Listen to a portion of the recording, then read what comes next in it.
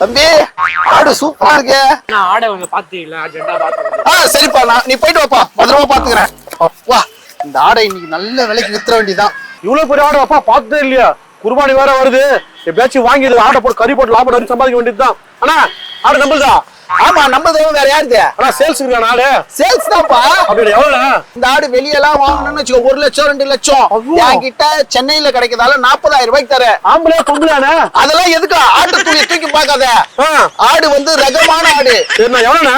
40,000 ரூபாய்க்கு கம்மி கிடையாதுப்பா. கம்மியா உண்ண 40,000 ரூபாய் கம்மி கிடையாதுப்பா. காசு நீங்க கரெக்டா பண்ணு.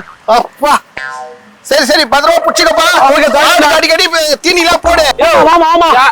யார் நீங்க புடிச்சு? பாத்ரூம் போயிட்டு வரேன், நீ புடிச்சு நீ தான் போய் போப்பா. ஐயோ, ஆடும் போச்சு, காசும் போச்சு.